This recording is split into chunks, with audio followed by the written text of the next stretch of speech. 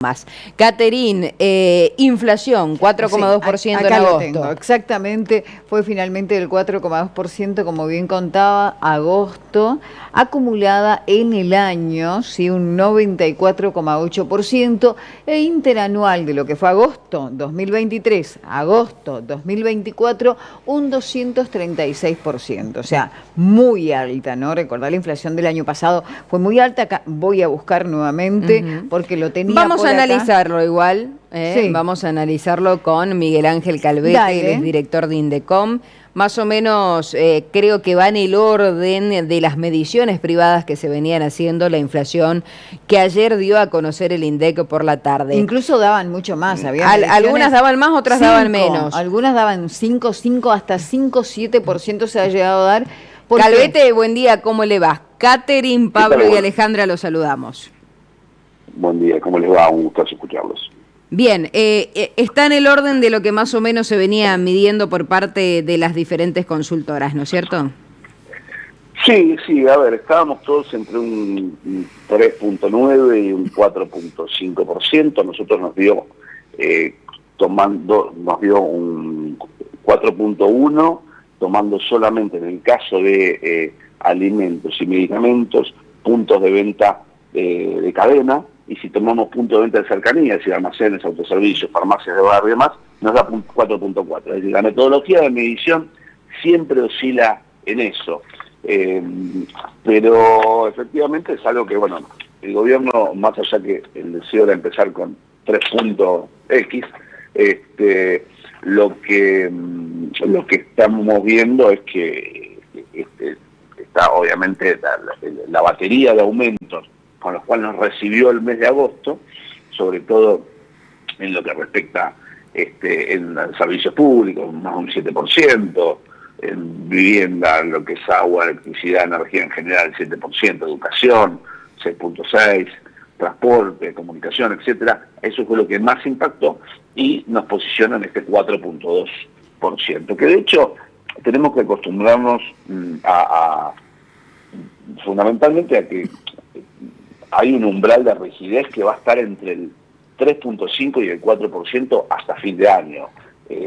Más allá que la inflación núcleo, que es aquella que no considera los aumentos estacionales ni las tarifas reguladas, esté por debajo, en torno entre el 2.4 y el 2.9%, más allá de eso, que obviamente es una buena noticia, pero no está considerando justamente lo que viene sistemáticamente aumentando, que es combustibles y energía, ¿no? Que son y transporte, que son tres temas puntuales.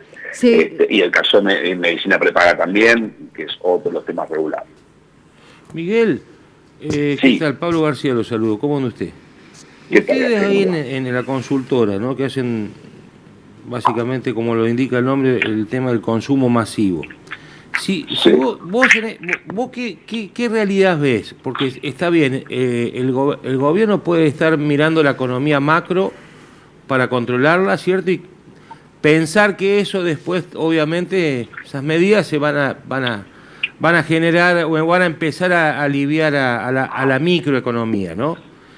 Pero en este escenario, digo, vos decís, vino un 4,2% de inflación. En este escenario donde cae el consumo, donde está cayendo la recaudación impositiva, donde aumenta el desempleo, donde no aumenta la producción, ¿de qué vale ir luchando contra la inflación si vos ves que la reactivación esta no llega y no acompaña, digamos, a enfriar eso? Bueno, sí, puntualmente tenemos un problema grave en la microeconomía. Hay una caída en la capacidad productiva e industrial de casi un 40%, o sea que hay menos generación de oferta. Y esta, entre comillas, inflación apalancada, que sigue siendo muy alta, ¿no? Si la comparamos regionalmente con países limítrofes, estamos hablando de la inflación de 2 años de Bolivia o de Paraguay. Tenemos comparativos bastante complejos. Pero más allá de eso, hoy esta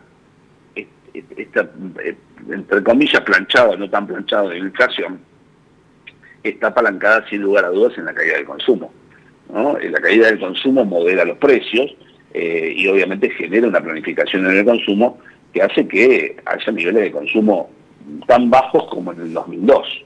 Entonces, en la microeconomía tenemos un gran problema. El gran desafío del gobierno creo que es la recomposición salarial, la recomposición de jubilaciones.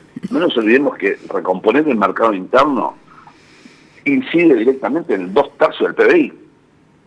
Es decir, exportar es muy lindo, los ingresos de dólares genuinos son muy lindos, pero el aparato exportador argentino está muy limitado al sector agropecuario y a algunos sectores más que están golpeados. Entonces, es fundamental la recomposición del mercado interno.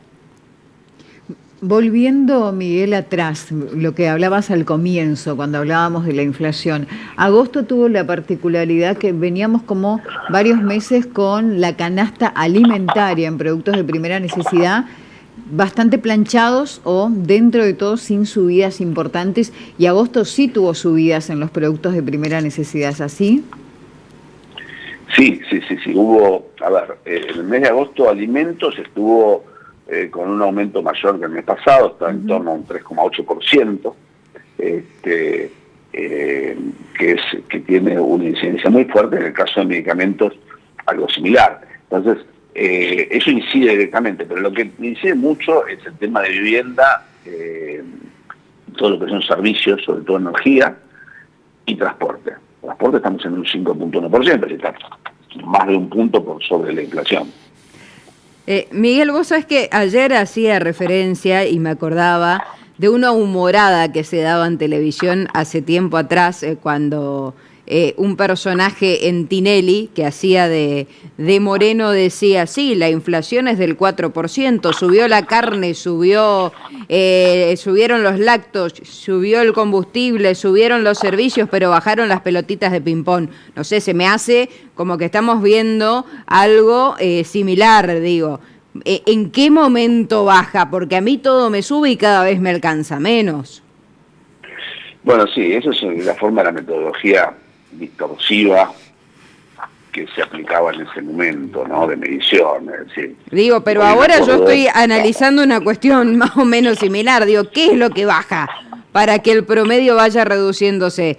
Porque yo lo que veo y lo que me toca al bolsillo directamente todos los meses sube cada vez más.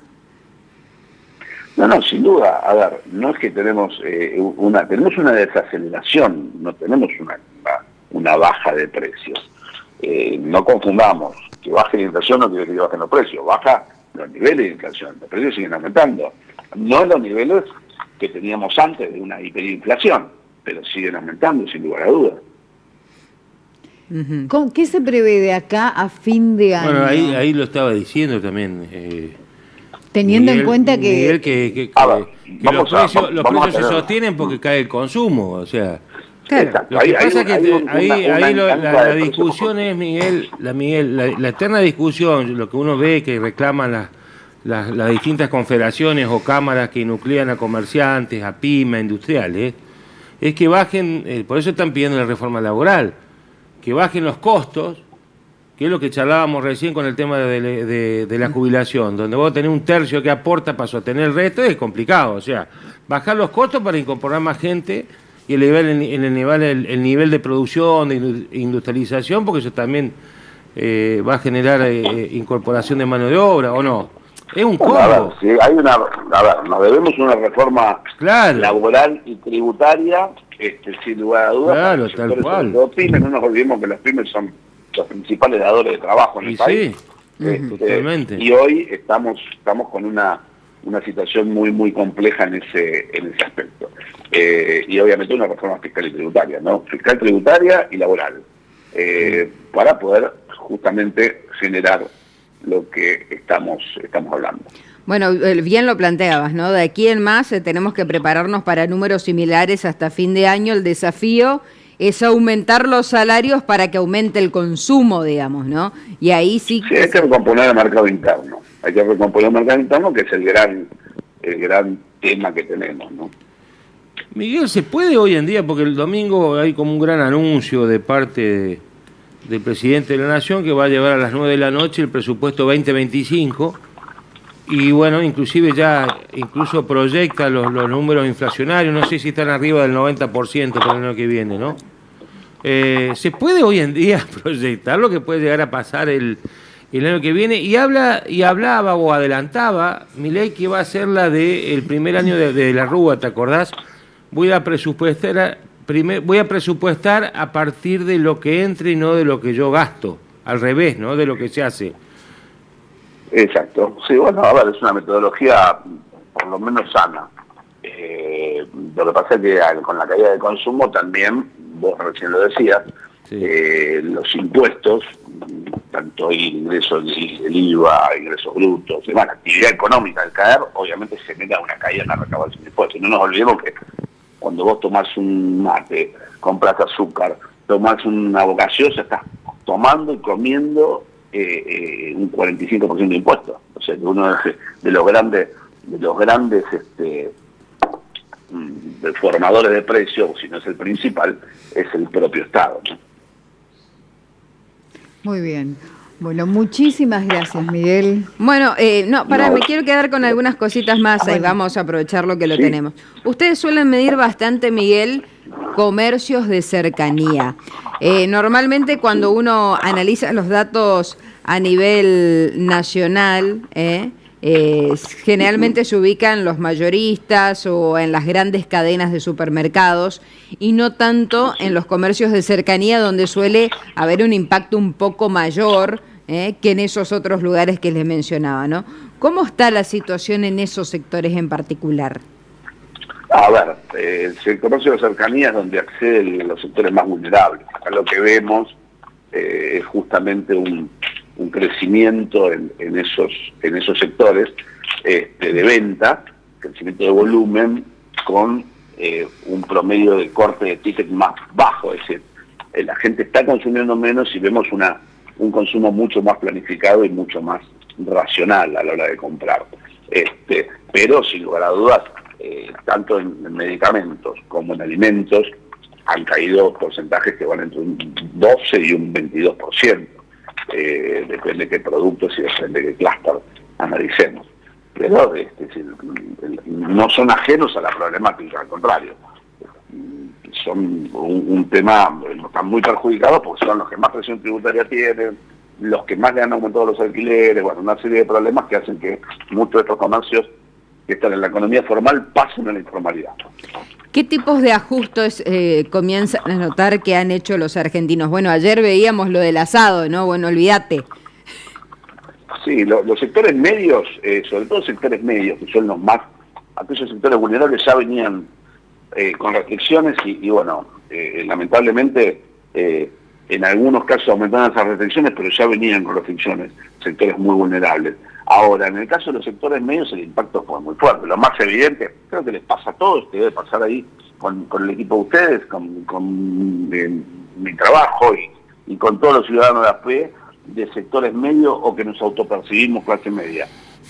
Todo lo que es medicina prepaga, educación, es decir, la gente está o pasándose a planes más económicos o siendo la medicina pública, educación privada, hay sobrematriculación en la educación pública, porque la gente migra a la educación pública, los seguros de los autos, las empresas están ampliando las franquicias para no trasladar todo el costo al valor del seguro.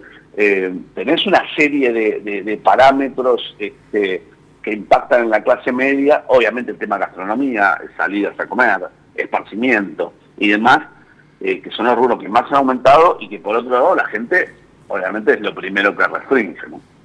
Claro. Uno empieza a ver y la verdad que uno se da cuenta en casa, ¿no? Justamente antes uno se daba el gustito los fines de semana, por lo menos todos los fines de semana, después pasamos cada 15 días, después pasamos con suerte una vez al mes y ese tipo de cuestiones, ¿no? Está haciendo catarse al aire, me parece. No, digo, pero va cambiando la conducta. Vamos a ser el terapeuta. No, digo, pero va cambiando la conducta y esto se repite a lo largo y ancho del país, ¿no? Cuando vos te pones a ver cuál es el costo de la canasta, y la verdad que nos quedamos muy atrás con esto de los indigentes, pobres y clase media, porque en el que algún momento se consideraba clase media se enteró que está entre la indigencia y la pobreza hoy, porque la mayoría de los salarios no se actualizaron. Uno de los grandes problemas que tenemos hoy en Argentina justamente es la percepción de mucha gente que se consideraba clase media y ya no lo es. Entonces es un tema sin duda complejo. ¿Se pueden aumentar los salarios sin afectar a los sectores industriales? Digo, ¿van a poder afrontar los aportes patronales si no hay antes una reforma tributaria? A ver, creo que es urgente, más allá del embrión de reforma tributaria, reforma laboral que había en la ley bases, es urgente, y creo que nos lo debemos sobre todo a los principales dadores de trabajo, que son las pymes y las micropymes, que se genere una reforma tributaria. No puede tener una presión tributaria una gran compañía que tiene, obviamente, departamento de impuestos, departamento financiero, equipos de contadores, que una pyme, y hoy el Estado los trata de la misma forma. Y lamentablemente no es así. Claro, justo acá me llegan mensajes que nos están mirando y me dice, si a mí yo tengo que aumentarle el sueldo a mis empleados, no puedo pagar los aportes, ¿no? Y así, a ver, bueno, es una cadena. El problema que lo que está pasando es que muchas pymes que están en la economía formal se están pasando a la economía informal. Despiden al personal, entre comillas, lo vuelven a tomar como monotributista, y estando en la economía formal pasan a la informal. Le dan unos pesos más y se ahorran las cargas patronales y una serie de cosas. Y eso lamentablemente deteriora todo el sistema previsional también, que ya de por sí está complicado, ¿no? Estamos en 1.4 trabajadores cuando necesitamos 3 trabajadores para un jubilado, 3.8, para un jubilado que tenga una jubilación digna, ¿no? Estamos hablando. Uh-huh. La última de mi parte, por lo menos, Miguel Ángel, ¿va por buen camino o todavía estamos bastante lejos de encaminarnos?